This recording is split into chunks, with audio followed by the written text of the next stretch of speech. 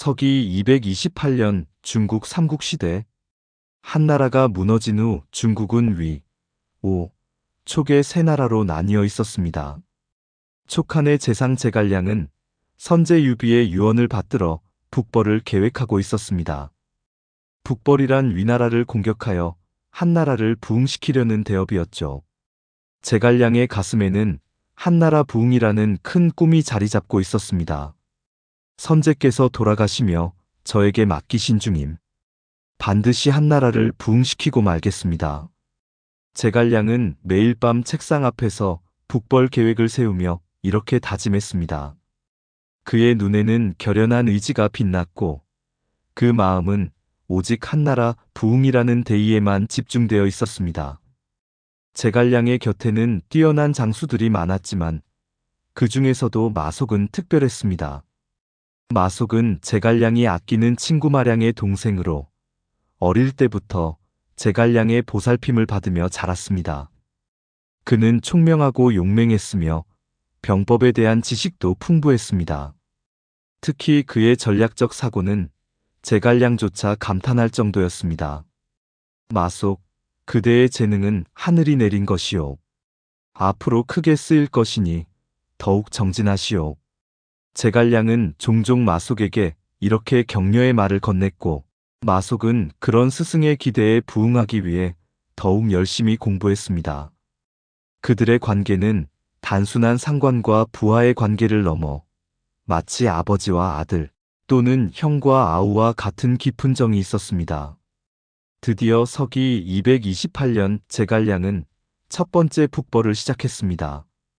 10만 대군을 이끌고 한중에서 출발한 제갈량은 위나라의 수도 낙양을 향해 진군했습니다. 그러나 북벌의 길은 험난했습니다. 가장 큰 장애물은 가정이라는 요충지였습니다.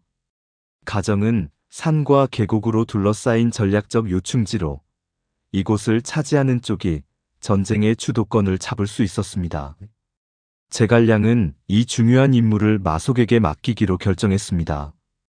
그것은 마속에 대한 깊은 신뢰의 표현이었습니다. 마속, 가정은 우리 북벌의 성패를 가를 중요한 곳이오. 그대에게 이 중책을 맡기겠소. 마속의 눈이 빛났습니다. 그동안 자신의 능력을 증명할 기회를 기다려왔던 그는 이 임무를 기꺼이 받아들였습니다. 제상님, 제 목숨을 걸고 가정을 지키겠습니다. 반드시 승리하여 돌아오겠습니다. 그러나 제갈량은 마속에게 중요한 지시를 내렸습니다. 가정은 계곡이 많고 지형이 험한 곳이오. 반드시 계곡에 진을 치고 산 위에는 올라가지 마시오. 산 위에 진을 치면 물을 구하기 어렵고 적에게 포위될 위험이 있어. 마속은 고개를 끄덕였지만 그의 마음속에는 이미 다른 생각이 자리 잡고 있었습니다. 그는 병법서에서 읽은 고지대 점령의 중요성을 떠올렸고 자신만의 전략을 세우고 있었습니다. 제상님의 말씀이 일리가 있지만 병법에서는 높은 곳에서 낮은 곳을 내려다보는 것이 유리하다고 했습니다. 제가 산 위에 진을 치면 적을 한눈에 내려다볼 수 있고 기습 공격도 용이할 것입니다. 마속은 이런 생각을 품고 가정으로 향했습니다. 그와 함께 간 부장 왕평은 제갈량의 지시를 상기시켰습니다. 장군, 제상님께서 계곡에 진을 치라고 하셨습니다. 산 위는 위험합니다. 그러나 마속은 자신의 판단을 믿었습니다. 왕 부장, 내가 병법을 모르는 것은 아니오. 산 위에서 적을 내려다보면 우리가 유리하오. 내 판단을 믿으시오. 결국 마속은 제갈량의 명령을 어기고 산 위에 진을 쳤습니다.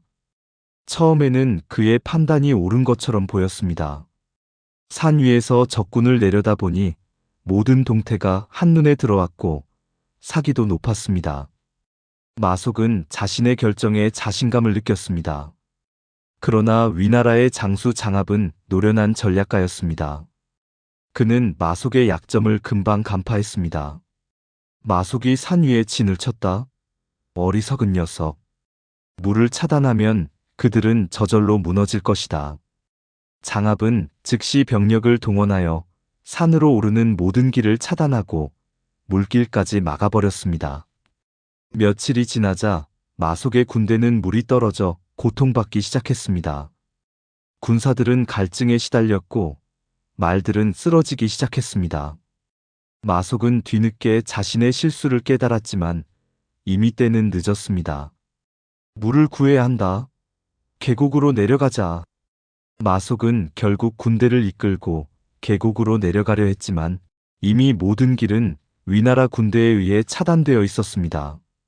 결국 퇴로가 막힌 마속의 군대는 위나라 군대의 공격에 무참히 패배하고 말았습니다. 가정은 함락되었고 많은 병사들이 목숨을 잃었습니다. 마속은 겨우 몇몇 부하들과 함께 탈출하여 제갈량이 있는 본진으로 돌아왔습니다. 제갈량은 가정이 함락되었다는 소식을 듣고 크게 낙담했습니다. 가정의 상실은 북벌 전체 계획에 치명적인 타격이었습니다. 그는 마속이 돌아오기를 기다렸고 마속이 본진에 도착했을 때 그를 즉시 불러들였습니다.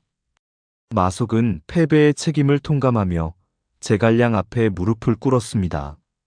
제상님, 제가 명령을 어기고 산 위에 진을 쳐서 이런 패배를 가져왔습니다. 모든 책임은 저에게 있습니다. 제갈량의 눈에는 깊은 슬픔이 서려 있었습니다. 그는 마속을 바라보며 한참 동안 말이 없었습니다. 그의 마음속에서는 격렬한 갈등이 일어나고 있었습니다. 마속은 그가 아끼는 사람이었고 마량의 동생이었습니다. 그러나 동시에 그는 명백히 군령을 어겼고 그로 인해 수천 명의 병사들이 목숨을 잃었습니다. 마속, 그대는 내가 얼마나 그대를 아끼는지 알고 있소? 마속은 고개를 숙인 채 대답했습니다. 네, 제상님. 저는 제상님의 은혜를 한시도 잊은 적이 없습니다. 그렇다면 왜 내 명령을 어겼소? 내가 계곡에 진을 치라고 한 것은 이유가 있었소. 산 위는 물이 부족하고 퇴로가 없소. 그대의 판단이 수천 명의 목숨을 앗아갔소. 마속은 눈물을 흘리며 말했습니다. 제 교만함이 화를 부른 것입니다. 제가 죽어 마땅합니다. 제갈량은 깊은 한숨을 내쉬었습니다. 그의 마음은 이미 결정을 내렸지만 그 결정을 실행하는 것은 너무나 고통스러웠습니다. 마속, 군령은 엄중하오. 나라의 대의를 위해 그리고 수천 명의 죽은 병사들을 위해 그대를 용서할 수 없소. 제갈량은 마침내 눈물을 흘리며 말했습니다. 군법에 따라 그대를 처형하겠소. 마속은 고개를 들어 제갈량을 바라보았습니다. 그의 눈에는 두려움이 아닌 이해와 수용이 담겨 있었습니다. 제상님, 저는 제 죄를 알고 있습니다. 다만 한 가지 부탁이 있습니다. 제 어머니를 잘 돌봐주십시오. 제갈량은 눈물을 참지 못하고 고개를 끄덕였습니다. 그대의 어머니는 내 어머니처럼 모시겠소. 다음 날 제갈량은 전군 앞에서 마속의 처형을 집행했습니다. 그는 눈물을 흘리며 칼을 들었고 마속은 담담하게 죽음을 맞이했습니다. 이것이 바로 읍참마속, 즉 눈물을 흘리며 마속을 뱀이라는 사자성어의 유래입니다. 마속의 처형 후 많은 장수들이 제갈량의 결정에 의문을 제기했습니다. 한 장수가 제갈량에게 물었습니다. 제상님, 마속은 뛰어난 인재였습니다. 앞으로 천하를 평정하려는 이때에 그런 인재를 잃은 것은 너무 아쉽지 않습니까? 제갈량은 눈물을 닦으며 대답했습니다. 손무가 싸워 항상 이길 수 있었던 것은 군유를 분명히 했기 때문이요.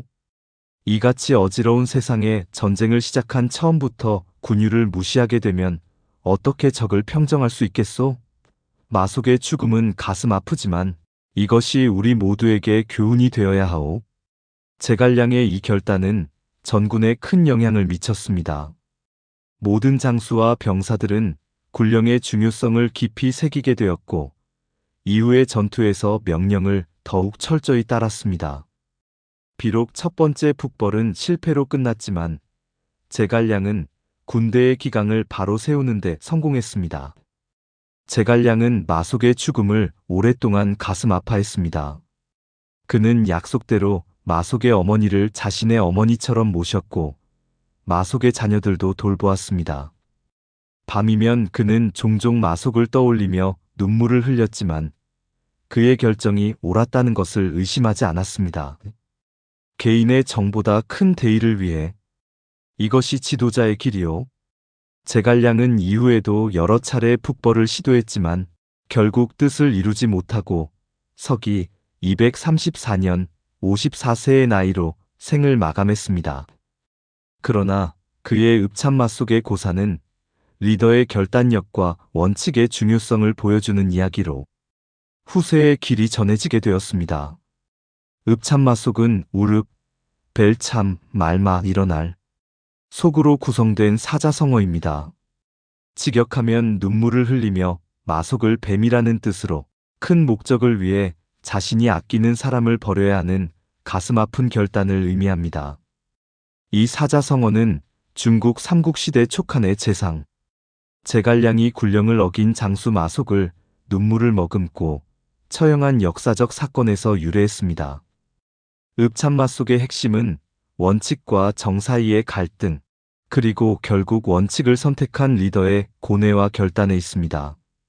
제갈량은 마속을 개인적으로 매우 아꼈지만 그가 군령을 어겨 중대한 패배를 가져왔을 때 개인적인 감정을 억누르고 군법에 따라 그를 처형했습니다. 이는 조직의 원칙과 기강이 개인적인 정보다 우선해야 한다는 리더십의 본질을 보여줍니다. 읍참마속과 비슷한 의미를 가진 다른 사자성어로는 공정무사가 있습니다. 이는 공정하고 사사로움이 없다는 뜻으로 개인적인 감정에 좌우되지 않고 공정하게 일을 처리하는 태도를 의미합니다. 또한 대의멸친이라는 말도 있는데 이는 큰 의리를 위해 친족도 희생한다는 뜻으로 역시 개인적인 관계보다 더 큰 원칙과 의리를 중시하는 태도를 나타냅니다. 역사적으로 읍참마속은 주로 군사적, 정치적 맥락에서 사용되었습니다. 전쟁과 같은 위급한 상황에서는 명령의 일사불란한 이행이 생사를 가르는 중요한 요소입니다. 제갈량이 마속을 처형한 것은 군대의 기강을 바로 세우고 모든 장수들에게 군령의 중요성을 각인시키기 위한 결단이었습니다. 읍참마속의 현대적 해석은 조직 관리와 리더십 분야에서 특히 중요합니다. 오늘날의 리더들도 종종 개인적인 관계와 조직의 원칙 사이에서 갈등을 경험합니다. 친한 동료나 부하 직원이 실수를 저질렀을 때 그것을 어떻게 처리할 것인가는 리더의 중요한 시험대가 됩니다. 리더는 원칙과 일관성의 중요성을 인식하는 것이 필요합니다. 제갈량이 마속을 처형한 가장 큰 이유는 군령을 어겼기 때문이었습니다. 조직에서 규칙과 원칙은 단순한 제약이 아니라 조직의 안정과 성공을 위한 기반입니다. 한 중견기업 CEO는 이렇게 말했습니다. 우리 회사가 위기에서 살아남을 수 있었던 것은 어떤 상황에서도 지켜온 핵심 원칙들 덕분입니다. 때로는 그 원칙을 지키기 위해 고통스러운 결정을 내려야 했지만 그것이 결국 회사의 정체성과 문화를 지켜주었습니다. 원칙을 일관되게 적용하는 것은 조직 구성원들에게 예측 가능성과 안정감을 제공하고 장기적으로 조직의 건강한 문화를 형성합니다. 그리고 또 하나 결정의 투명성과 공정성을 확보하는 것이 필요합니다. 제갈량은 마속을 처형한 후 모든 장수들 앞에서 그 이유를 명확히 설명했습니다. 이러한 투명성은 다른 구성원들이 그 결정을 이해하고 받아들이는데 도움을 주었습니다. 특히 불리한 결정을 내릴 때 그 과정의 공정성과 투명성은 구성원들의 수용도를 높이는데 결정적인 역할을 합니다. 마지막으로 읍참마속은 원칙과 융통성 사이의 균형에 대한 질문을 던집니다. 제갈량의 결정이 옳았는가에 대한 논쟁은 오늘날까지도 계속되고 있습니다. 어떤 이들은 마속의 처형이 너무 가혹했다고 주장하며 다른 이들은 그것이 필요한 결단이었다고 옹호합니다.